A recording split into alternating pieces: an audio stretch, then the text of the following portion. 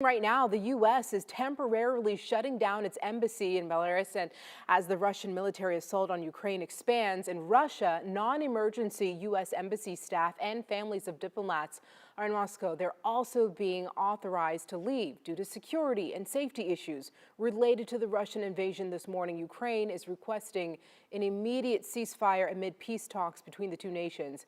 ABC's Faith Abube has the latest. Ukrainian and Russian delegates seen arriving at the Belarus border with Ukraine this morning for their first direct talks since Russian troops invaded Ukraine. Russia signaling it wants Ukraine to adopt a neutral status in order to resolve the crisis. But Ukrainian President Zelensky doubtful of a diplomatic breakthrough in a video to his people telling the Russian soldiers to save their lives and go away. Overnight, more shelling in Ukraine, including the capital city of Kyiv. The Ukrainian army mounting a fierce defense against Russia's more advanced and larger military force. Even Ukrainian citizens taking up arms to defend their nation. It's patriotics. These people is patriotic. Russia's defense ministry admitting its forces have suffered losses. I think what's most noticeable here is that the Russian military seems incompetent. It's shocking how bad they are. Fears the slowdown could lead Russian President Vladimir Putin to take more desperate measures. Over the weekend, the Russian leader putting his nuclear deterrent forces on high alert for the first time in nearly 50 years, claiming NATO countries were making aggressive statements against Russia.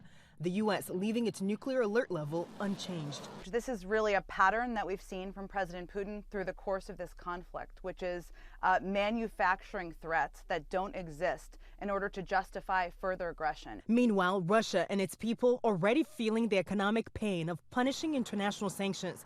Its currency, the ruble, tumbling against the U.S. dollar. The Russian stock market reportedly closed for the day.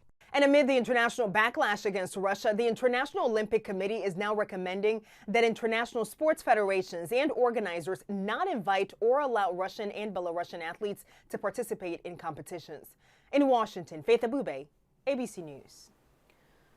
The U.S. and other nations have imposed economic sanctions against Russia. Now states like Texas are taking action too. This weekend, Governor Greg Abbott, he asked companies to pull Russian products from Texas store shelves. Now, the response was fast. Texas bars and liquor stores took Russian vodka off their menus and shelves. This is truly an attempt to show solidarity with Ukraine and with Russians who are bravely opposing Putin's actions. Now, we did get a chance to speak to the CEO of the Texas Restaurant Association. We're going to lock arms and help the restaurants and the businesses, but also make sure that the citizens of Ukraine know that Texas restaurants and food service industry is with them. It's not a lot, we know that, but I think people right now feel very implored to do whatever they can. And it's not just Texas and California. Do not buy signs were placed on Russian imported liquor, and the governor of New Hampshire signed an executive order to remove all Russian spirits from store shelves, hoping that states will follow their lead. Now, keep in mind here, this move is mostly symbolic because the stock they're removing has already been paid for, and many top-selling vodka brands are not actually made in Russia. Most are made in Sweden, France, and right here in the USA.